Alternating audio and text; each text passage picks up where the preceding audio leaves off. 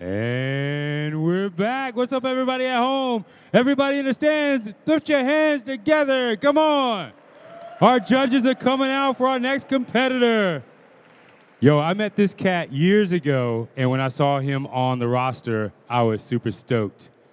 Our next semifinalist. Give it up for Bryan Overstreet. Yeah. Nice to see you. Nice to see you. Good morning. Good morning. Nice to see you again. Good morning. Hi. Pleasure. Are you come? I don't think I'm allowed to shake your hand, but I'd love to. No, nice to see you. I wish. Such a pleasure. Yeah, boom. Bryan. Nice to meet you, Bryan. Marcos. All right. When you're ready. Yeah, I'm going to take care of these beautiful people. Sorry, buddy. I always do. Hi. How are you? Good morning. Everyone comfortable? Awesome. Alan. Let's do it. Thank you.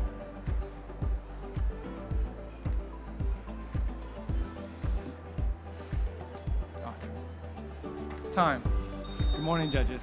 My name is Bryan Overstreet, and I'm the founder and a barista at The Coffee Movement. The Coffee Movement is a small cafe in San Francisco, featuring roasters from around the world.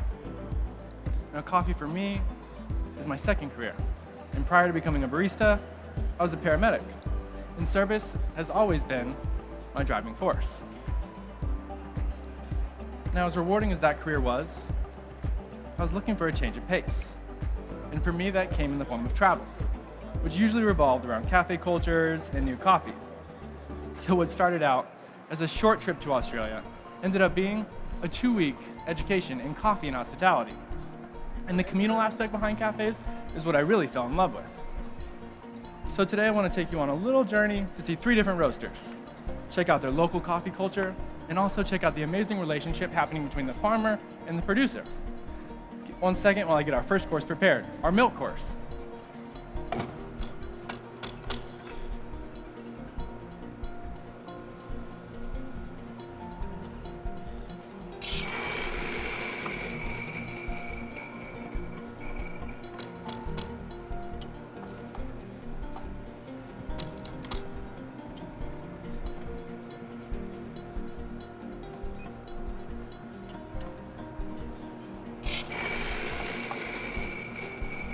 Awesome. So our first course, our milk course, starts in Sydney, Australia, home to Barrel One coffee roasters. Now I had the incredible opportunity of joining the founder, my close friend, on an origin trip. And for Dan, this trip just wasn't about checking on the farm and the production quality. It was also dropping off soccer gear and school supplies to local kids. And this is when it clicked. Coffee could be my new way of serving the community. So back in Australia, where filter and brewed coffee are still gaining popularity, milk and espresso beverages have been part of their culture since the beginning of time. So today we'll be recreating the Australian classic, the cocoa cappuccino. Today we'll be doing that by just using some specific techniques. Using milk and espresso. So first, we're starting off with a coffee roasted and sourced by Barrel One.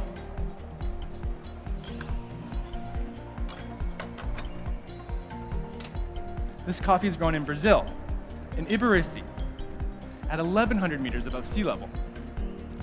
Now it's a Catuai varietal that's naturally processed for 48 hours and then dried on concrete beds. Today's recipe is 1 to 1.5, 18 grams in, 28 grams out,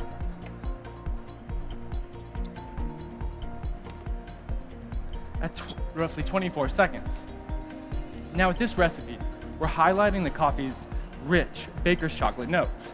We're gonna need to balance that out. So we'll be using reduced fat milk. Today we've removed 1/3 of its water weight to mitigate any minimization of creamy texture that reduced fat milk may have. Using those high sugar contents to add sweetness to our drink, balancing out those cocoa powder flavors. Next, we'll be steaming our milk to the ideal drinking temperature of 125 degrees. We found at this temperature, those sugars in the milk are coming through like a sweet vanilla.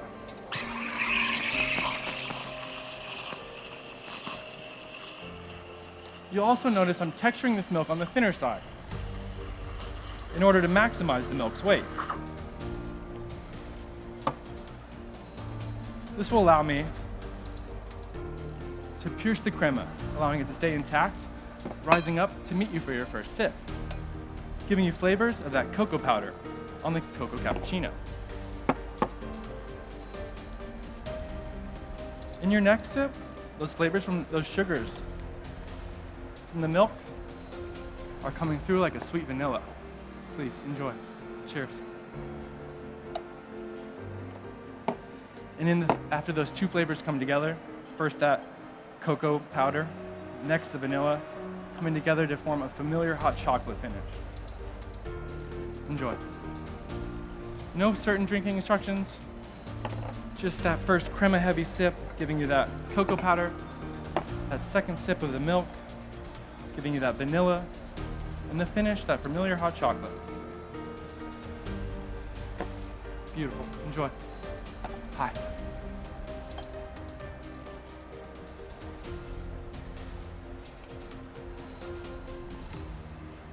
Beautiful. Enjoy.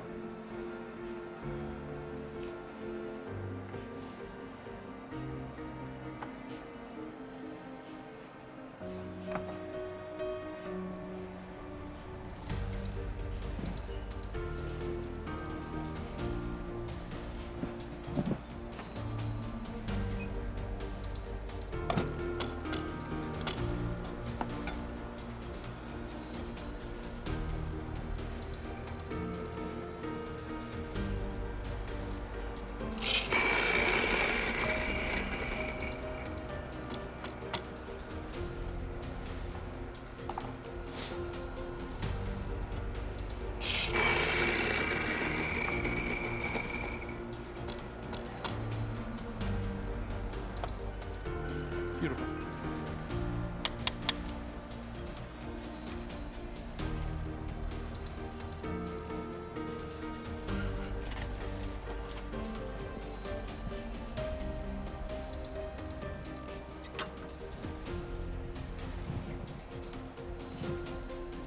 Awesome. I hope everyone had a chance to enjoy their milk course. For our espresso course, we're heading to the Netherlands, home of Manhattan Coffee Roasters, based in Rotterdam. Now, Manhattan Coffee Roasters and the founders, Ben and Esther, have been sourcing some of the most amazing coffees in the world. Today, we're highlighting their relationship with Diego Bermudez of El Tambo, Colombia. And this coffee was grown at 1,800 meters above sea level. It's a Castillo varietal, fully washed and anaerobically fermented. Now this fermentation is done in precise bioreactors, measuring everything from time, temperature, pH, sugar content, down to the microbial load. So today's recipe is 1 to 2.5, 19.5 grams in and 50 grams out. Now the first time I was in the Netherlands, both these shots pulled at 24 seconds. When I was in the Netherlands, I had a sensory experience that I'll never forget. It was on my first morning there, and it started with an espresso. So please, hold off on drinking, but make your visual evaluations, and if you feel comfortable, take off your mask and enjoy this aroma, similar to like a raspberry, coming through like a Captain Crunch Crunchberry for me, a nostalgic breakfast cereal. So, that sensory experience in the Netherlands started with an espresso. Then, it was an herbaceous aroma emitting from some of the coffee shops. Definitely not just coffee. For me, this contrasting in aroma met my fruit flavors in my cup of coffee, in turn, making it sweet, enhancing its overall sweetness. Something I'd like to recreate for you today. So I've used 1 part dry ice to 100 parts hot water. In the hot water, we've added 1 dash of cedar, pine, and citric hops. Next, I'll be stirring your espresso to bring it down to the perfect drinking temperature. After I'm done, feel free to enjoy it. Sipping through that fog, noticing that contrast show up as a beautiful medium acidity like a red raspberry candy. In your second sip, a Turkish delight sweetness, medium to medium high. In the finish, a soft, lingering finish like orange. the weight will be delicate and light. Please enjoy this little slice of the Netherlands.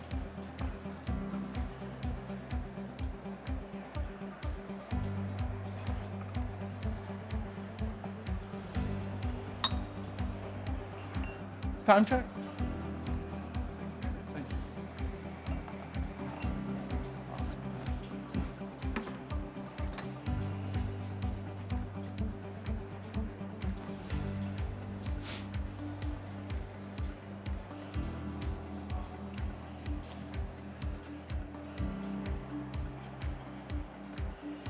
Awesome.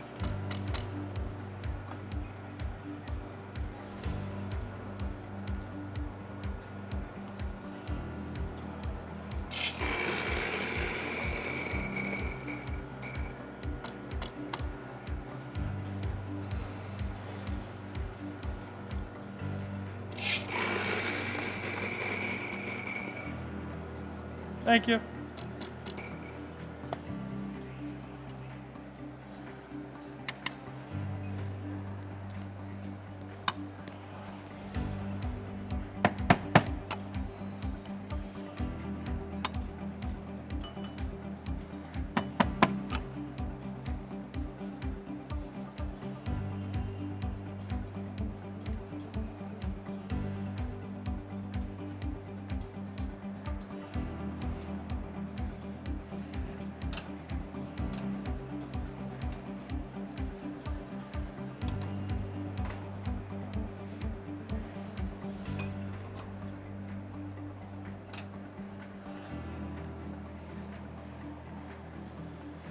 All right, I hope everyone had a chance to enjoy that espresso course, a little slice of Rotterdam. So for our next course, our last course, our signature course, we're heading back home to San Francisco, home for me and where the shop's located. Today, coffee is community for me, and this drink highlights the closest relationships in the industry. I started with a coffee roasted and sourced by our local roaster, St. Frank Coffee. This coffee is produced by my friend Benjamin Hameen Paz of Santa Barbara, Honduras. Now, this coffee is grown at 1,700 meters above sea level. It's fully washed and anaerobically fermented. This coffee is an SL28 varietal, Kenyan genetics, grown in Honduras. Today we use a 1 to 3.5 ratio. 18 grams in, 60 grams out. I've added 120 grams of espresso over shaken cubes, frozen shaken cubes to avoid any dilution. Next, I'll be adding 1 ounce tonka bean simple syrup. Now, tonka bean is a flowering tree, a member of the pea family. I'll be using it today to add sweetness. I've made this paste by adding 1 gram of tonka bean paste, 10 grams of orange zest, equal parts water and sugar. Next, I'll be pouring tonic water, 4 ounces, over a frozen sphere. The frozen sphere has an orange garnish. Because we're back in San Francisco now, it's time to be extra. I'm going to shake these ingredients to incorporate them and gently pour them over the frozen sphere. For drinking instructions on this one, again, no wrong way to drink it. But in your first sip, enjoy that cascading Guinness-like draft, making way to a beautiful, smooth effervescent from the tonic water, clearing its way to beautiful flavors of cream soda or orange creamsicle. Please enjoy. Enjoy.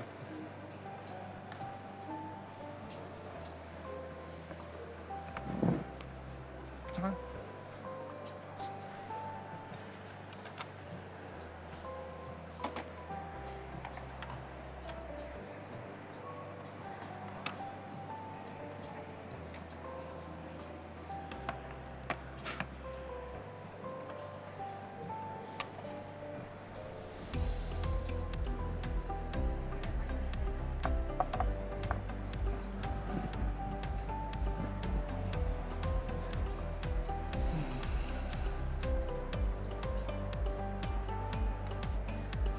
Awesome.